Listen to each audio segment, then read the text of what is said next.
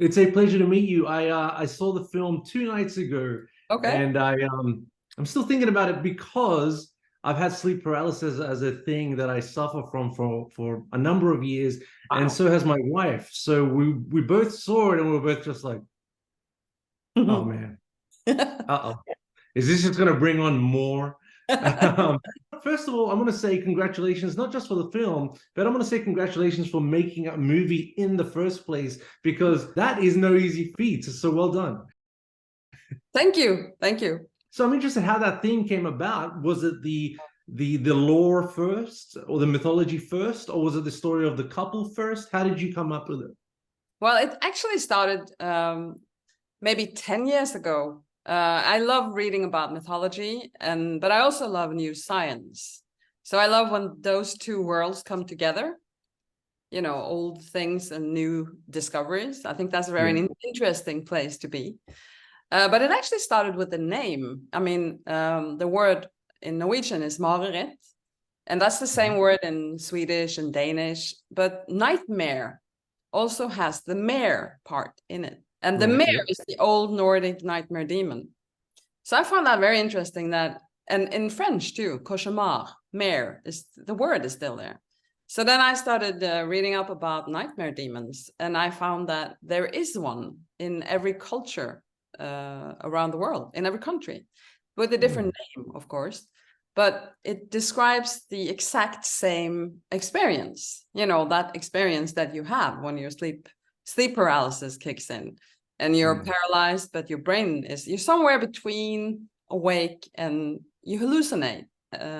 But it's basically described in the same way that you see something in the doorway often, some presence in the room coming towards you, pushing on your chest, and you can't breathe, and you're trying to, fight it off.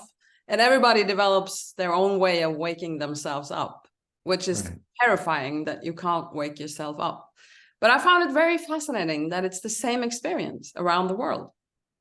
Like these are cultures that never spoke about this with each other, but it's this, the brain creates the same experience.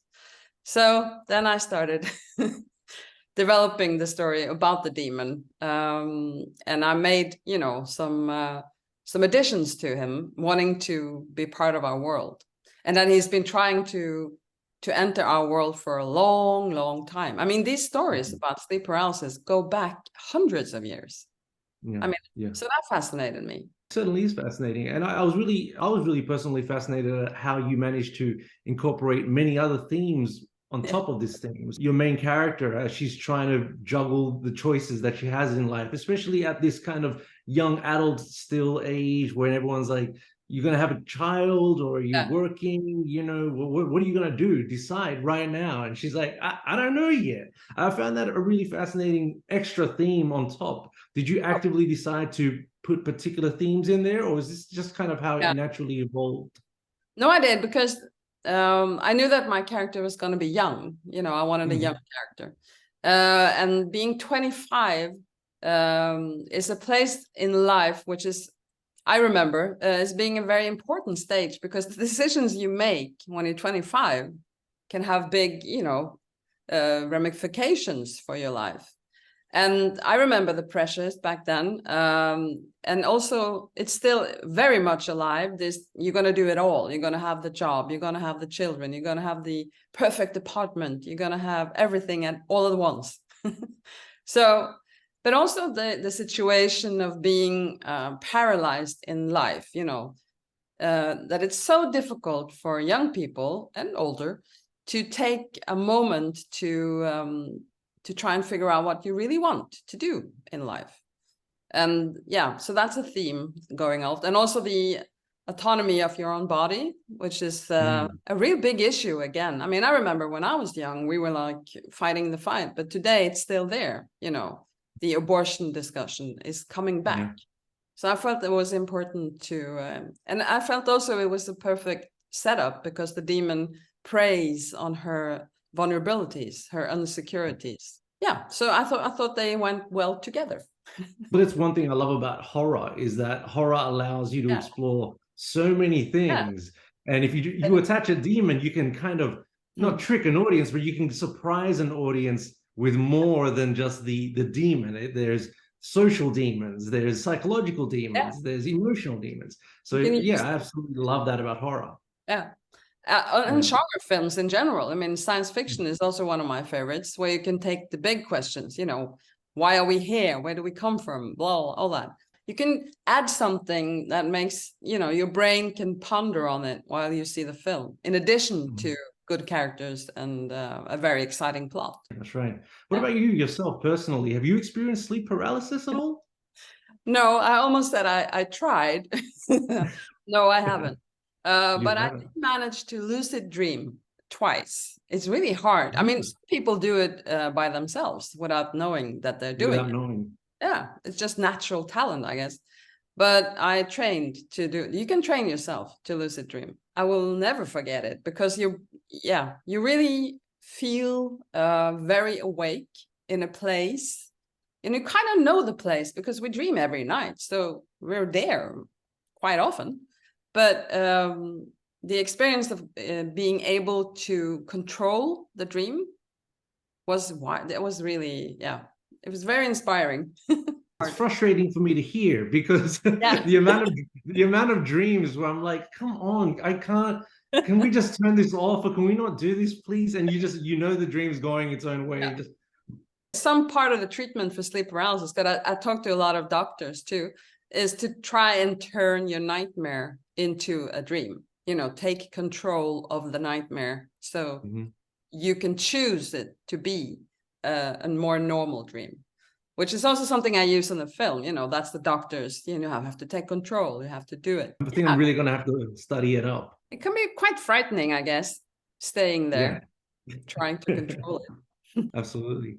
Now, this being your first film as director and writer, sole director, sole writer, how was that experience for you? I know you have experienced screenwriting and making short films, but was there anything particular about this that you thought, wow, this is way more, maybe this aspect is way more challenging and no one talks about this in filmmaking?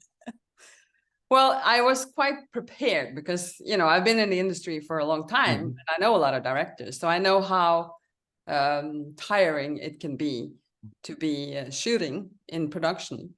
But yeah, I was quite, you know, I've done some short films as director, but I was very, I made a deal with myself that, you know, coming out of screenwriting, I'm used to sitting at home, writing, having meetings, which can be quite intense, but it's not the same as being on set. But I made a deal with myself that if I didn't like it, if I didn't really enjoy being there, then I would just go back to screenwriting.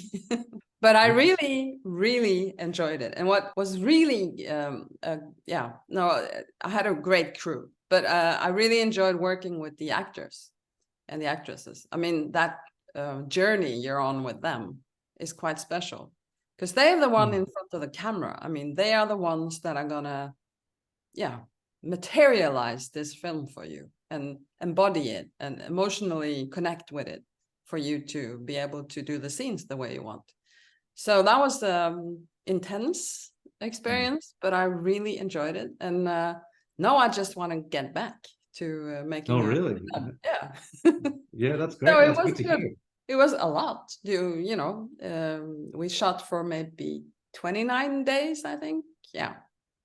But we made, you know, it's a low budget film. So we made it, 2 locations in a studio. So we made it kind of easy to produce, trying to be smart about that. Because running around on locations can be quite a lot, you know, if you don't have the money and resources for it. Well, speaking of the locations, I really liked the apartment building from the outside. There's a few shots. It's something really unsettling about that apartment building. I don't know why, but just feels like an apartment building I don't want to go into. So how was that process finding this particular building? And the inside, did you guys make that? Is that a studio? That's a studio, yeah. Okay, so how did both things come about? Well, this apartment building, I mean, I am from Bergen, so I live here. So this is a building I've been walking past for my whole life. And I've always, I mean, it's situated strangely.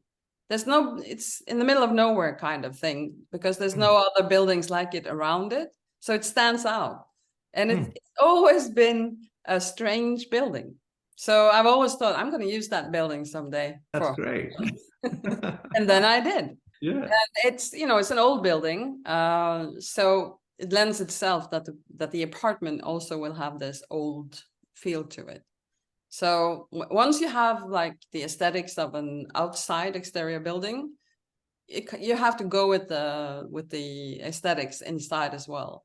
And I knew I wanted an old apartment that was that had been, remodeled ish for many times, but people keep dying and moving out, so it's an old apartment. But yeah, we built that in studio here in Bergen as well. I'm fascinated by the final moment of the film. Like, let's avoid, I guess, spoilers. But because I remember just thinking, what? And then the credits came, and I'm like, you chose this moment to give me credits? I'm like in shock here. So I'm curious, was that kind of shock finale always in the screenplay? And if it was there any pushback during the process of making it? Well, it's always in the screenplay. There was discussions because there are several dreams in the end, kind of loops, or dreams or reality going, so you could edit it in a different way and it would still have an impact. But I always wanted to end it there. But yeah, there was discussions, but we had some great people on board, especially from our sales reps, the Wild Bunch sales. They are really, really talented and experienced people. So I got the backing for it from good people, because it was controversial. It was kind of like, but I felt that the build up through the film is going in a direction. So in a way, it's, I've got a lot of questions about, is it a dream in the end or is it reality? And I'm like, that's up to the audience too. I know what I think, but it's, I want the audience to discuss that when they get out of the cinema. And it's also a very subjective film. So, I want to be close to her. And maybe she doesn't really know if she's awake or dreaming, that she's still in this very confused state. I like endings that give you pause and where you can, keep thinking about it. It's not like a closure ending, like, oh yeah, finished, let's go. I like thinking. Is there anything that you've lined up next that you can talk about, or is everything still kind of not manipulating, what in the works? Several things. I'm still a writer, so I like to write myself. I've realized that I can't write everything that I'm going to do. So collaborating with other screenwriters is something I really want to find.